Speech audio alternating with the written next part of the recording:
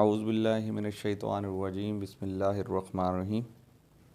अज़ीज़ान गिरामी, अल्लाह का बड़ा एहसान है कि अल्लाह ताला ने हमें दोबारा एक दफ़ा इस कुरान क्लास के अंदर जमा किया। और आज जो हमारा मौजू है वो हया इस्लामी माशरे का इम्तियाज़। जैसा कि आपको मालूम है कि 14 फरवरी, आज 15 फरवरी है, 14 फरवरी को एक ख़ास दिन वैलेंटाइन डे के हिसाब से मनाया जाता है। उस मुनासबत से मैंने आपके सामने एक आयत एक ही है, वैसे तो 2-3 आयात के अंदर इसका मौजू है, लेकिन चूँकि एक ब्रॉड स्पेक्ट्रम रखता है, बड़ा मौजू है इसके अंदर, तो मैंने एक आयत आपके लिए मुंतखब की है। उस आयत से रेलेवेंट कुछ अहादीस और कुछ मज़ीद आयात, वो इंशाल्लाह हम उसको कंपाइल करके कोशिश करेंगे कि हया है क्या चीज़, और हया के बारे में या इस कॉन्सेप्ट के बारे में कुरान मजीद हमारी क्या रहनुमाई करता है, उसके ऊपर हम इंशाल्लाह गुफ्तगू करेंगे। हमारा आज जो मैं आपके सामने तिलावत कुरान पाक, पहले एक वर्स की तिलावत करूँगा, सूरह नूर की आयत नंबर 33, इसकी इंशाअल्लाह 31 सॉरी आयत नंबर 31 इसकी आपके सामने मैं तिलावत करूँगा और फिर इसके तर्जुमा और फिर इसके बाद इसको समझने की कोशिश करेंगे। औज़ु बिल्लाहि मिनश शैतानिर रजीम, बिस्मिल्लाहिर रहमानिर रहीम।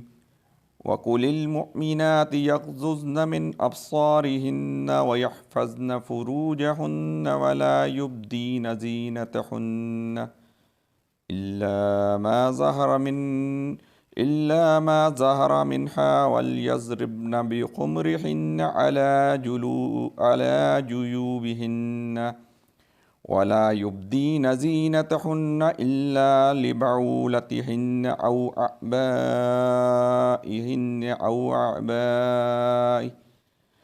आबाई बऊलतिहिन्न औ अबनाइहिन्न औ अबनाई बऊलतिहिन्न औ इख़वानिहिन्न औ बनी इख़वानिहिन्न औ बनी इख़वातिहिन्न औ निसाइहिन्न औ मा मलकत ऐमानुहुन्न अवित्तबईन गैर उलिल इरबाति मिन रिजालि अवित्फिल औ तिफ़्लिल्लज़ीन लम यज़हरू अला औरातिन निसाइ वला यज़रिब्न बिअरजुलिहिन्न लियुअलम मा युख़फ़ैन मिन ज़ीनतिहिन्न वतूबु इलल्लाहि जमीअन अय्युहल मुमिनून लअल्लकुम तुफ़्लिहून। सदक़ल्लाहुल अलीयुल अज़ीम। अज़ीज़ान, कुरान मजीद की मैंने सूरह नूर की आयत नंबर 31 आपके सामने तिलावत की। आइए इसकी तर्जमानी करते हैं। और ए नबी सल्लल्लाहु अलैहि वसल्लम, मोमिन औरतों से कह दो कि अपनी नज़रें बिछा कर रखें और अपनी शर्मगाहों की हिफाजत करें और अपने बनाव सिंगार न दिखाएं बजुज़ इनके जो ख़ुद ज़ाहिर हो जाएं, और अपने सीनों पर ओढ़नियों के आंचल डाले रहें, और वो अपना बनाव सिंगार ना ज़ाहिर करें मगर इन लोगों के सामने शौहर, बाप, शौहरों के बाप, अपने बेटे, शौहरों के बेटे, भाई, भाइयों के बेटे, बहनों के बेटे, और अपने मेलजोल की औरतें, अपने ममलूक, और वो ज़ेर दस्त मर्द जो किसी और किस्म की गर्ज न रखते हों, और वो बच्चे जो औरतों की पोशीदा बातों से अभी वाकिफ़ न हुए हों, और वो अपने पाँव ज़मीन पर मारती हुई ना चला करें कि जो अपनी ज़ीनत उन्होंने छुपा रखी हो, जो ज़ीनत नहीं छुपा रखी हो, इनका लोगों को इल्म हो जाए। रब्बी शरह ली सदरी व यस्सिर ली अमरी वहलुल उक़दतम मिन लिसानी यफ़क़हू क़ौली। अज़ीज़ान गिरामी, कुरान मजीद की सूरह नूर की आयत कि जिसकी आपके सामने तिलावत की, पहली आयत के अंदर तो नबी मेहरबान सल्लल्लाहु अलैहि वसल्लम को मुखातिब करके ये एक आगे एड्रेस किया जा रहा है, आगे बताया जा रहा है कि मोमिन औरतों से कह दो कि अपनी निगाहें बचा कर रखें और अपनी शर्मगाहों की हिफाजत करें और अपने बनाव सिंगार न दिखाएं बजुज़ इसके जो ख़ुद ज़ाहिर हो जाएं। अब यहाँ से जो असल मौजू है बिखमरिहिन्ना, ये एक लफ्ज़ है जो कि समझने वाला है। बिखमरिहिन्ना इसका मतलब ये होता है कि खुमर कहते हैं, ये खिमार की जमा है। खुमर जो है खिमार की जमा है, और खिमार कहते हैं ओढ़नी को। ओढ़नी आपने देखा होगा, ख़वातीन जो है ये एक दुपट्टा सा अपने ऊपर लेती हैं कि जो कि अपनी ज़ीनत की जगह ये जिसको यानी इस तरह सामने से ढांप लेते हैं, तो उसको खिमार की जमा है। यानी गिरेबान पर ये अरब का पुराना तरीक़ेकार था, और हमारा भी मौजूदा तरीक़ेकार भी है, ख़वातीन जो हैं, औरतें जो हैं, दो किस्म की चीज़ें ढांक कर रखती हैं। घरों के अंदर ओढ़नियाँ यानी खिमार, बिखमरिहिन्ना, ये खिमार यानी वो ओढ़नियाँ घर के अंदर ओढ़ के रखती हैं, और घर से बाहर जाते हुए चादरें, एक एक्स्ट्रा चादर होती है जो कि लेके जाती हैं। और अरब कंट्री के अंदर, अरब के अंदर ये रवाज था कि जो अरब के लोग थे वो मर्द हजरात भी जो है वो एक चादर लिए कर चला करते थे। औरतें भी चादर लेती थी, एक तो ओढ़नी लेती थी दुपट्टे की शक्ल में, और एक चादर लेके चलती थी। और इस तरह मर्द भी जो है बगैर चादरों का नहीं निकलते थे। और जितनी ज़्यादा जिसकी चादर यानी कीमती होती थी, जिसकी पोशाक जितनी ज़्यादा कीमती होती थी, वो उतना ज़्यादा मौत पर समझा जाता था, वो सरदार समझा जाता था, वो जागीरदार समझा जाता था, वो वडेरा समझा जाता था, वो कबीले का सरदार समझा जाता था। तो ये अरब के अंदर ये रवाज था कि ये अपने चादर, और फिर अरब के अंदर ये भी वो इस चादर की वजह से तकब्बर किया करते थे। वो चादर जितनी ज़्यादा कीमती होती थी, जितना ज़्यादा उसके अंदर वो होता था, तो वो अपने आप को तकब्बर के अंदर मुब्तला कर लिया करते थे। तो अल्लाह ताला की एक हदीस भी है, अल्लाह ताला फरमाते हैं, नबी अकरम सल्लल्लाहु अलैहि वसल्लम इरशाद फरमाए, अल्लाह ताला फरमाते हैं अल किब्र रज़ाई, कि तकब्बर मेरी चादर है, कि जिसने इसको खींच लिया समझ लो उसने मेरी चादर को खींच लिया। अब अरब के लोग क्या किया करते थे, जो गरीब लोग होते थे उनकी चादर को पकड़ के खींच दिया करते थे। उनको तजलील करने के लिए, उनको बेइज्जत करने के लिए उनकी चादर को पकड़ खींच दिया करते थे, उनको तजलील किया करते थे। तो ये चादर जो है बड़ी अहम समझी जाती थी। तो यहाँ पर जो लफ्ज़ है बिखमरिहिन्ना, कि अपने सीनों पर अपनी ओढ़नियों के आंचल डाले ना, ये ख्वातीन को मुखातिब करके कहा जा रहा है कि अपनी सीनों पर अपनी ओढ़नी की चादर ढांक करें। अगली आयत, इसके अगला हिस्सा यानी और जो गिरेबान पर ढांके ताकि उनकी जीनत जाहिर ना हो। वला युब्दीन जीनतहिन्ना, और अपना बनाओ सिंगार जाहिर न करें मगर इन लोगों के सामने। अब आगे एक बहुत बड़ी लिस्ट बताई जा रही है कि वो लोग हैं जो कि महरम हैं, कि जिनके सामने आप जो है ना बग़ैर चादर के भी आ सकते हैं, या जिनके सामने आप जो है ना, अगर आप यानी अगर यहाँ पर जो हम आगे जाएंगे तो कुछ चीज़ें क्लियर हो जाएंगी। महरमों की एक बड़ी तवील लिस्ट है कि जो कि ये आपके सामने यहाँ बयान की जा रही है। अब यहाँ पर ये यानी महरमों की लिस्ट को ये सामने रख कर ये बताया जा रहा है कि यहाँ कुछ लोगों ने इससे मुराद ली है कि पर्दे से मुराद है कि चेहरे के पर्दे के अलावा, लेकिन कुछ लोग ये कहते हैं कि नहीं, चेहरे का पर्दा भी इसके अंदर शामिल है। यानी ये जो महरम है, इन महरम के सामने अगर आप चेहरा खुला हो करके आ जाएं तो कोई मजायका नहीं है, लेकिन अगर चेहरा खोल के अगर खोला करके आ जाए तो कोई मजाक नहीं, चेहरा अगर ना ढांपे तो कोई मजायका नहीं है। अब अगली आयत आ गई। अब यहाँ से एक लिस्ट जो है तवील फहरिस्त जो शुरू हो रही है, इल्ला लिबाउलतिहिन्ना औ अबनाई बाउलतिहिन्ना, कि शौहरों के बाप यानी ससुर, उसमें ससुर आगे, दादा आगे, बाप के बाप आगे, ठीक है, औ अबनाई बाउलतिहिन्ना, अपने बेटे आगे और शौहरों के बेटे। यानी बाद का तो होता है खातून जो है दूसरी शादी करती है तो शौहर के पहले से बेटे मौजूद होते हैं, तो शौहर के जो बेटे होते हैं वो उसके सामने भी उसके लिए भी आप महरम हैं। तो ये बताया जा रहा है कि यानी उनके शौहरों के और उसकी बीवी से औलाद है तो वो भी महरम में शुमार होंगे। औ इख्वानिहिन्ना औ बनी इख्वानिहिन्ना, के भाइयों के बेटे यानी भतीजे भी आपके लिए क्या है, महरम यहाँ पर बताए जा रहे हैं। औ बनी इख्वातिहिन्ना औ निसाइहिन्ना, यानी बहनों के बेटे भांजे वो भी आपके लिए महरम है। औ मा मलकत ऐमानुहुन्ना, और ऐसे ममलूक। यहाँ पर एक थोड़ा सा नुक्ता समझने वाला है कि अहले सुन्नत के नज़दीक वो ये कहते हैं कि यहाँ पर जो है ना वो लौंडियाँ मुराद हैं, जबकि कुछ लोग कहते हैं कि यहाँ पर मर्द जो है ग़ुलाम है वो मुराद हैं, कि यानी वो भी आपके ममलूक वो लोग हो गए जो कि मर्द आपके ग़ुलाम है, उसके सामने भी अगर आप यानी वो भी महरम के अंदर उसको शुमार किया गया। जबकि अहले सुन्नत के नज़दीक वो कहते हैं मर्द ग़ुलाम नहीं बल्कि मर्द औरतें या लौंडियाँ उनको कहते हैं जो कि जंग के दौरान जो है ना वो आपके विरसे में आती थी, तो वो भी आपके उसके अंदर महरम किया था। अवत तबाइन गैरी उलिल अरबा, और वो ज़ेर दस्त मर्द जो किसी किस्म की गर्ज ना रखते हो। अब यहाँ पर एक बात समझ लीजिए कि कुछ लोग जो होते हैं वो नस्ल दर नस्ल जो है ना वो चलते चले आ रहे होते हैं, ग़ुलाम चलते चले आ रहे थे। यानी पहले उसका बाप जो है उस घर के अंदर मुलाजिम था, उसके बाप के बाद उसका बेटा उस घर के अंदर मुलाजिम है, उसके बेटे के बाद उसका बेटा उसका मुलाजिम है। तो उनके अंदर कोई एक चीज़ भी उनके दरमियान उनके जहन में ख्याल भी नहीं पैदा होता था कि वो अपनी मालकन के साथ जो है ना कोई बुरा ख्याल उसके जहन में आएगा। तो वो भी यहाँ पर कुरान मजीद में उसका बताया जा गया, वो ज़ेर दस्त मर्द जो किसी किस्म की गर्ज न रखते हों इनके बारे। अवतिफ़िल्लज़ीन लम यज़हरून अला औरातिन निसा, और वो बच्चे जो औरतों की पोशीदा बातों से अभी वाकिफ़ नहीं हुई, यानी नाबालिग हैं या छोटे हैं कि जिनको भी औरतों की पोशीदा बातों का मालूम नहीं है, वो भी महरम के अंदर आ जाते हैं। अब यहाँ पर एक सवाल पैदा होता है, एक ऐसी खातून है कि जिसका कद बहुत बड़ा है, कि जिसको अपनी जीनत की चीज़ें छुपाते ज़रा दिक्कत पेश आती है। ये जो मुतनासिब है, जिसका जो वज़न है बहुत ज़्यादा हो चुका है, तो वज़न के नतीजे में वो अपने जो जीनत की चीज़ें बाद का वो संभाल नहीं सकती, वो यानी गैर दानिस्ता तौर पर दूसरों के सामने आई थी।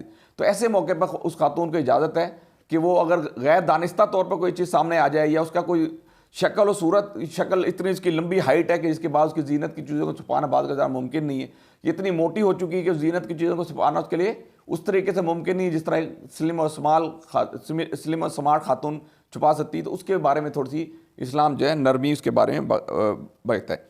लेकिन यहाँ पर एक नुक्ता समझने का है कि औरत जो है सिर्फ तीन, यानी अपने बेटे के सामने भी सिर्फ 3 आज़ा को खोलने के अलावा कोई आज़ा उसके सामने खोल नहीं सकती। एक तो उसका ये चेहरा है कि चेहरा जो है, ये जितने भी महरमों की लिस्ट बताई जा रही है, ये चेहरा अपने महरम के सामने खोल सकती है। दूसरा ये हाथ यहाँ तक, कोहनी तक। अब बात क्या होती है, यहाँ तक पहने होते, खातून ने ये पहने, तो इसका मतलब वो उसके लिए उसकी कुरान मजीद के अंदर उसकी इजाज़त नहीं है। अब ये क्यों बताया जा रहा है? ये औरतों को एड्रेस करके असल में उन मर्दों को बताया जा रहा है, उन कवाम को बताया जा रहा है कि जो जिनके घरों के अंदर ख्वातीन होती हैं, जिनके घरों में औरतें होती हैं, जिनके घरों में उनकी बहनें होती हैं, जिनके घरों में उनकी माएँ होती हैं, जिनके घरों में उनकी बच्चियाँ होती हैं, उनको एड्रेस किया जा रहा है कि तुम अपने घरों के अंदर जो है इन चीज़ों का ख्याल रखो। तो अब औरत जो है उसके लिए 3 चीज़ें जब वो अपने महरम के सामने भी खोल सकती। इवन ये कि इवन आल्दो के वो सबके सामने बिल्कुल, आजकल जो हमारा लिबास हम देखते हैं दौरे जदीद के अंदर, जो लिबास ही इतना स्लिम और स्मार्ट होता चले जा रहा है कि जिसका तस्करा आगे आएगा कि वो बिल्कुल ऐसा स्मार्ट हो गया कि जिस्म के बहुत सारे ऑर्गन्स जो है ना, बहुत सारे आज़ा जो है वो बिल्कुल वाज़ह नज़र आ रहे होते। तो इसका बिल्कुल भी इस्लाम के अंदर इजाज़त नहीं। एक तो चेहरा हो गया, खातून का चेहरा जो कि महरम के सामने ला सकती है।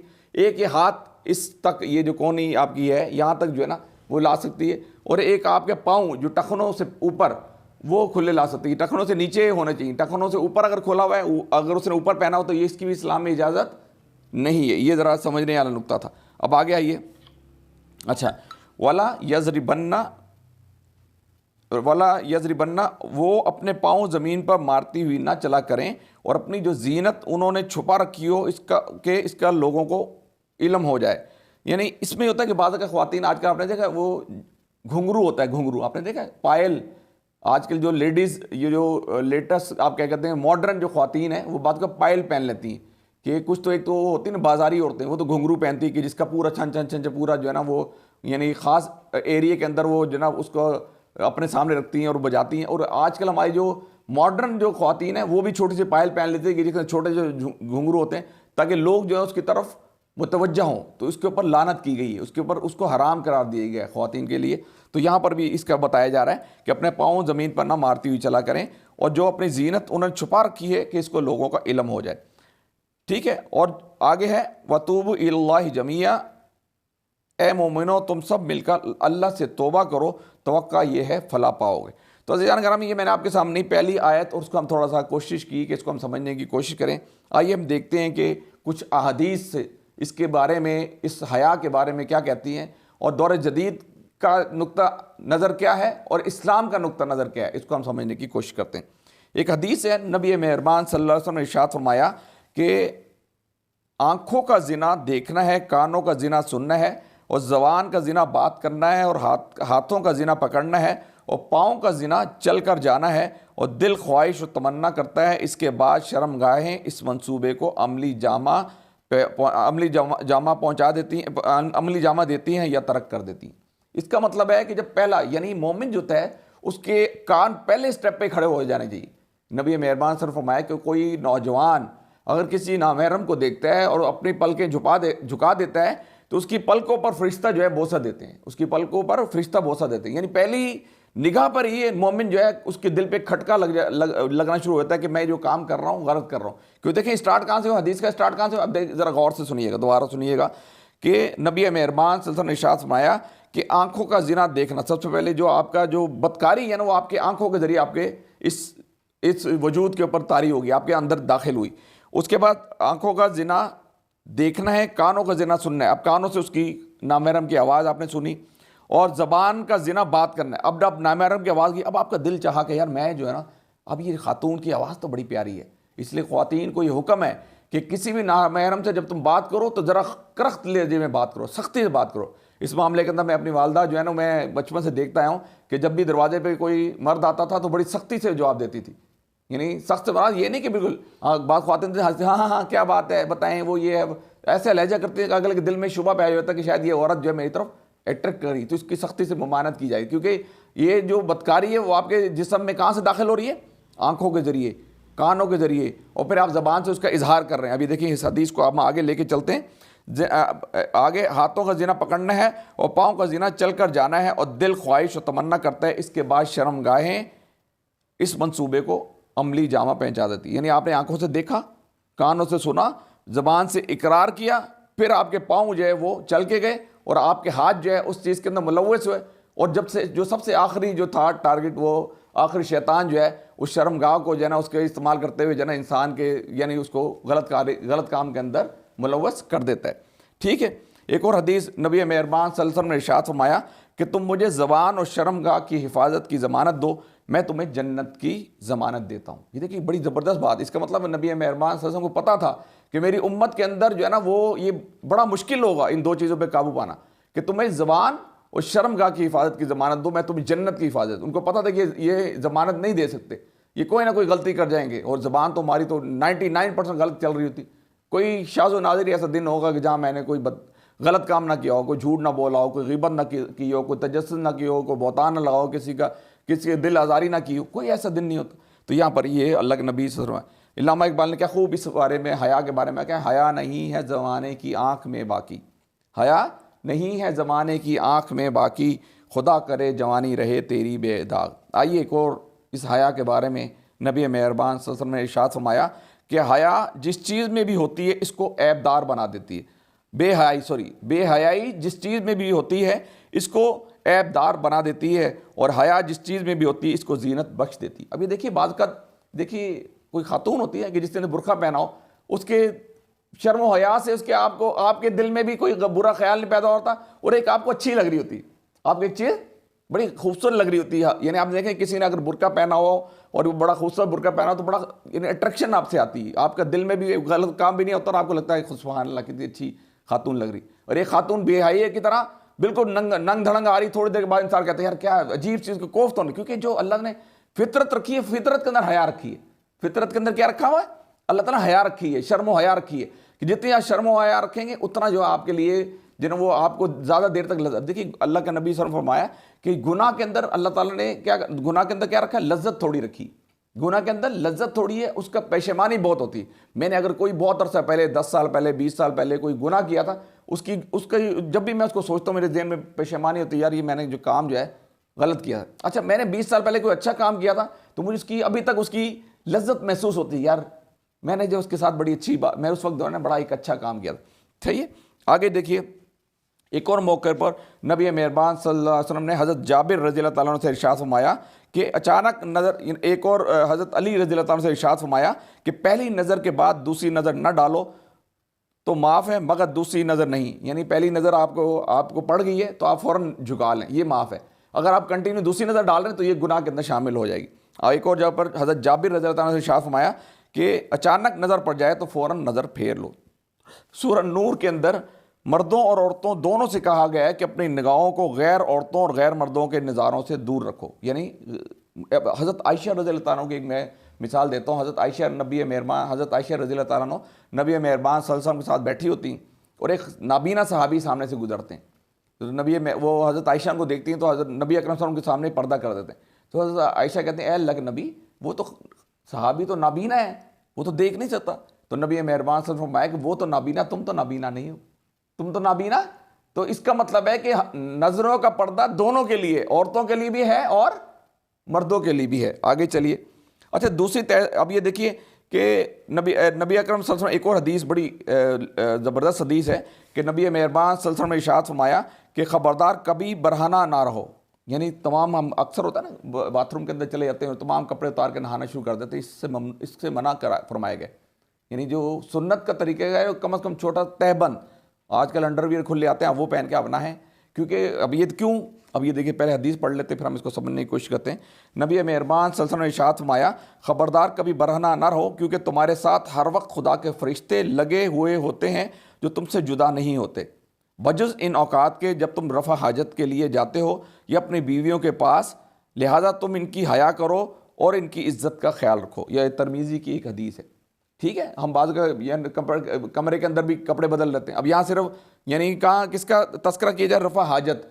अब रफ़ा हाजत ये देखें अलग आपका बना है, रफ़ा हाजत के अलग बना है। आप नहाने के लिए जाते हैं, नहाने के लिए भी मैं एक और जगह पर हदीस पढ़ रहा था कि आप कोशिश करें कि छोटा कोई तहबंद है वो बांध कर फिर जो है ना पढ़ा करें, ठीक, फिर उसको नहाया करें। आगे चलिए, अभी देखिए जितनी भी दूसरी तहजीबें हैं ना, इसमें जो लिबास का जो कॉन्सेप्ट है, लिबास जो है महज जीनत का ज़रिया है, जबकि इस्लाम के अंदर जो लिबास है वो सतर छुपाना, यानी इस्लाम के अंदर लिबास से मुराद है कि सतर। अब देखिए लिबास तो एक वो भी लिबास है ये खातून ने, एक यूरोपियन खातून ने पहना हुआ है कि खाली ब्रेसलेट पहने हुए और नीचे पहने हुए वो समझते कि लिबास हो गया, और ऊपर जालीदार कपड़ा पहना है, हर चीज़ नज़र आ रही थी।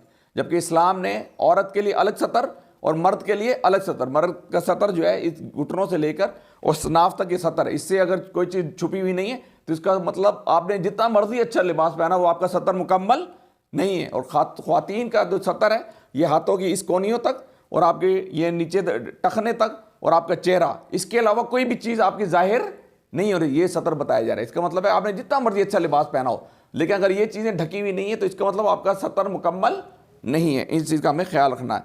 अब ये देखिए जितनी भी यूरोपीय तहजीब है ये उसी से तबाह बर्बाद होती चली है। उन्हें हर काम करके देख लिया, यानी वो सेक्स करते हैं, रोड के ऊपर सेक्स कर लेते हैं, किसी भी मौके पर कोई भी काम करे। इवन बाज़ का ऐसे भी केसेस सामने आए कि एक बाप ने अपनी बेटी के साथ भी सेक्स कर लिए, भाई ने अपनी बहन के साथ सेक्स कर लिए। वो समझते हैं कि ये जो खातू औरत है ये जस्ट लाइक एक यूज़ करने की चीज़ है, तो इसके लिए कोई पाबंदी नहीं है कि वो बेटी हो, बहन हो, बीवी हो, कोई भी हो, बस औरत होनी चाहिए। तो ये जबकि इस्लाम ने एक तरीक़ेकार वाज़ा किया है, इस्लाम ने एक हमें रोड मैप दिया है कि जिसके मुताबिक हमने अपनी ज़िंदगी ढालनी। तो अल्लामा इकबाल ने क्या खूब कहा कि तुम्हारी तहजीब अपने खंजर से आप ही खुदकुशी करेगी, तुम्हारी तहजीब अपने खंजर से आप ही खुदकुशी करेगी, जो शाख नाजुक पे आशियाना बनेगा नापायदार होगा। यानी उन्होंने एक ऐसी चीज़ों पे आशियाना, यानी एक जो दरख्त के ऊपर ऐसा आशियाना बना रखा है, उन्हें दरख्त के ऊपर एक ऐसा आशियाना बना रखा है कि जो बिल्कुल पतली सी शाख के ऊपर बना हुआ है। ठीक है जी, आगे चलिए। अच्छा, एक और जगह पर नबी मेहरबान सल्लल्लाहु अलैहि वसल्लम ने इरशाद फरमाया कि जो औरतें कपड़ा पहनकर भी नंगी हैं, यानी लिबास कम हो या कपड़ा पहनकर भी इतना तंग हो कि जिस्म नुमाया हो रहा हो, तो वो दूसरों को रजाएं और ख़ुद दूसरे पर रजें, और वो जो है उस बख्ती ऊँटों की तरह नाच से गर्दन टेढ़ी करके चलें, वो जन्नत में कभी दाखिल ना हो सकेंगे। अब आपने देखे ना आजकल ये हमारे मुल्क पाकिस्तान के अंदर भी कैट वॉक होती है। कैट वॉक क्या होती है? ऐसे ठुमक ठुमक के चल रहे हैं, बिल्कुल छोटा ड्रेस पहना हुआ है, यानी यूरोप की तकलीद के अंदर हम अंधे होते चले जा रहे हैं। हमारी ख्वातीन को एक ऐसा बाग दिखाया जा रहा है, रोशन बाग दिखाया जा रहा है कि जिसके नतीजे में उनकी दुनिया तो तबाह हो रही है, आखिर भी तबाह होती चली जा रही है। ये अल्लाह के नबी सल्लल्लाहु अलैहि वसल्लम कि जो ख्वातीन ऐसी हैं कि जो उन्होंने छोटा तंग लिबास पहना हो, ये मुख्तसर लिबास पहना हो, तो वो जन्नत की बू तक नहीं पा सकेगी। जन्नत के अंदर जाना तो दरकना, जन्नत की बू को भी यानी ऐसा तंग लिबास मर्दों को भी नहीं पहनना चाहिए। अच्छा, आजकल क्या हो रहा है कि मर्दों के अंदर, एक ख्वातीन तो अपनी जगह, मर्दों के भी ऐसे बिल्कुल चूड़ीदार किस्म की पेंटें आ गई, बिल्कुल पतली सी, कि उनके तमाम आज़ाद वाज़ा हो रही थी। यानी आप ये देखें, ये जो आपकी ये नीचे पडली है वो वाज़ा हो रही है, या आपकी रानें जो थाइज नज़र आ रही हैं, तो उसका मतलब इस किस्म के लिबास का ये कुरान मजीद के अंदर या हदीस से इसका मतलब बिल्कुल डेविएट कर रहे हैं, बिल्कुल हम अलग जा रहे हैं। इसका मतलब है कि हम जन्नत से दूर होते चले जा रहे हैं, कि जिसके बारे में अल्लाह के नबी ने ख्वातीन को एड्रेस किया और मर्दों को एड्रेस किया कि हमें इसका ख्याल रखना चाहिए कि मर्द भी वो लिबास ना पहने कि जिसके नतीजे में उनके आज़ा, जिस्म के आज़ा जो है वो नज़र आ रहे हों। ठीक है, तो इसलिए हमें इसका ख्याल रखना है। ये इसको ज़रा अहमद को कॉल कर लें यार, ज़रा आप अहमद को कॉल करें, उसकी कॉल रहे। अच्छा, आगे चलिए। अच्छा, नबी मेहरबान सल्लल्लाहु अलैहि वसल्लम एक और जगह कुरान मजीद की आयत है कि वक़र्न फ़ी बुयूतिकुन्ना वला तज, अपने घरों में ख्वातीन को एड्रेस करके अल्लाह ताला बता रहे हैं कि अपने घरों में टिक कर रहो और साबिक दौर जाहिलियत की सज धज न दिखाती फिरो, नमाज कायम करो, ज़कात दो और अल्लाह और इसके रसूल की सल्लल्लाहु अलैहि वसल्लम की इताअत करो। एक और जगह पर अल्लाह ताला ने सूरह अहज़ाब के अंदर ही एक और जगह फरमाया, ए नबी अपनी बीवियों, अपनी बेटियों और अहल ईमान की औरतों से कह दो कि अपने ऊपर अपनी चादर के पल्लू लटका लिया करें ताकि वो पहचान ली जाएं और ना सताई जाएं, और अल्लाह ताला गफूर रहीम है। नबी मेहरबान सल्लल्लाहु अलैहि वसल्लम फरमाया। अब ये देखिए कितनी बारीक बीनी से आप अंदाज़ा करें कि नबी अकरम सल्लल्लाहु अलैहि वसल्लम ने और अल्लाह ताला ने बारीक बीनी से हमें एक रोड मैप दे दिया। हमारे एक तरीके का बता दें। यहाँ तक कि अभी ये देखें खुशबू के बारे में, ख्वातीन को खुशबू कैसे लगानी, यानी ईच एंड एवरीथिंग जो है हमें जो है उसके अंदर मिलती है, कुरान मजीद के अंदर भी मिलती है, अहादीस से मिलती है। अभी देखिए नबी मेहरबान सल्लल्लाहु अलैहि वसल्लम ने इरशाद फरमाया कि मर्दों के लिए वो इतर मुनासिब है कि जिसकी खुशबू नुमायाँ हो और रंग मख्फी हो, जिसकी खुशबू नुमायाँ हो और रंग मख्फी हो, और औरतों के लिए वो इतर मुनासिब है कि जिसकी खुशबू मख्फी हो और रंग नुमाया हो। इसका मतलब है कि मर्द जो हैं वो एक तेज़ खुशबू लगा सकते हैं कि जिसके नतीजे में लोगों को पता चल रहा हो, लेकिन औरतों ने अगर खुशबू लगानी भी है तो इतनी लिटिल लगानी, इतनी कम लगानी कि वो दूसरे को महसूस ना हो। यानी आप अपनी महफिल के अंदर जा रही हैं, ख्वातीन के महफिल के अंदर जा रही हैं तो ठीक है, लेकिन आप एक ही मखलूत महफिल के अंदर, आजकल हमारी शादी ब्याह के अंदर मखलूत महफिल होती है और ख्वातीन बाज़ का इतनी तेज़ खुशबू लगा के आई होती है कि जिससे सारे लोग अट्रैक्ट हो रहते हैं कि सुभान अल्लाह कैसा खुशबू लगा रखी, कैसी ज़बरदस्त। तो ये लानत की गई उसके ऊपर, ऐसी औरत के ऊपर लानत की गई है कि जो तेज़ खुशबू लगा के जाती है ताकि लोग अट्रैक्ट हों। वो ऐसी पायल पहन के जाती है, ऐसे झुमरू पहन के जाती है कि जिसके लोगों में लोग अट्रैक्ट हों। तो उसके ऊपर कुरान मजीद जो है इसकी सख्त तंबीह करता है कि ऐसे लोग, ऐसी ख्वातीन या ऐसे मर्द जो हैं, मर्दों के बारे में खिंचाई कम है, क्योंकि सबसे ज़्यादा नबी अकरम फरमाया कि क़यामत के दिन जो है ना एक औरत जो है 3 बंदों को जहन्नम के अंदर लेके जाएगी, अपने भाई को जहन्नम के अंदर लेके जाएगी, अपने बेटे को जहन्नम के अंदर लेके जाएगी, अपने शोहर को जहन्नम के लेके, कि वो कहेगी कि अल्लाह ताला इसने तो हमें मुझे बताया ही नहीं। तो जो मर्द जो है वो कव्वाम है, उसने अपनी बहन को बताना है, उसने अपनी माँ को बताना है, उसने अपनी बीवी को बताना है कि भाई ये चीज़ें जो है कुरान मजीद के अंदर इसका सख्ती से मना किया गया। अब ये देखिए, अब हम आते हैं थोड़ा सा वैलेंटाइन डे के ऊपर, बस हम टॉपिक को क्लोज करते हैं। वैलेंटाइन, सेंट वैलेंटाइन एक ये चर्च का एक पादरी था। ये रोमन एम्पायर एक बहुत बड़ी इलामा इकबाल ने कहा कि निकल के रूमा की सल्तनत को उलट दिया है कुदसियों से, ये शेर फिर होशियार होगा। इस तरह को एक शेर है। ये रोम जो है एक बहुत बड़ी सल्तनत रहा है, एक बहुत बड़ी एम्पायर रहा है कि जिसके अंदर एक बादशाह था, क्लाउडिस एक बादशाह था कि जिसकी एक बहुत बड़ी फौज थी, वो एक बहुत बड़ी फौज बनाना चाहता था। तो उसे ऐलान कर दिया कि लोग जो हैं कुछ ज़्यादा ज़्यादा जो लोग जो है ना वो आएँ। तो लोगों के घरों में बच्चे थे, औरतें थी, तो वो लोग आते नहीं थे, उसकी फ़ौज जो है वो एक्सपैंड नहीं हो पा रही थी। तो उसने ये पाबंदी लगा दी कि कोई भी जो रोम का भी इस वक्त बाशिंदा जो है, जो अनमैरिड है, अब वो शादी नहीं करता, शादियों पर उसने पाबंदी लगा दी। तो वहाँ पर एक चर्च का पादरी था कि जिसका नाम था वैलेंटाइन, सेंट वैलेंटाइन। उसने ये कोशिश की, उसने बादशाह के जो हुक्मनामा था उसको पश्च डालते हुए कुछ लोगों की शादियाँ करवा दी। ये बियॉन्ड द लिमिट, उसके लिमिट में नहीं था, उसको इख्तियार नहीं थे, उसने करवा दी। अब उसको बादशाह को पता चला, बादशाह ने उसको उठाकर और कैद खाने के अंदर डलवा दिया। कैद खाने के अंदर जो जेलर था, कुछ लोग कहते हैं जेलर की बेटी, वो एक दफ़ा उससे मिलने के लिए आई तो वो उस पर फ़िरेफ्ता हो गई। और जनाब जब जेलर को जब पता चला तो जेलर ने जनाब वो सख्ती से बादशाह की तरफ इत्तला पहुँचाई कि जी एक तो इसने पहले गलत काम किया, लोगों की शादियाँ करा दी, और अब जो है ये मेरी बेटी पे इश्क करना शुरू हो गया। और कुछ जगहों पे आया कि उसने जनाब वो गलत काम भी इससे कर लिया।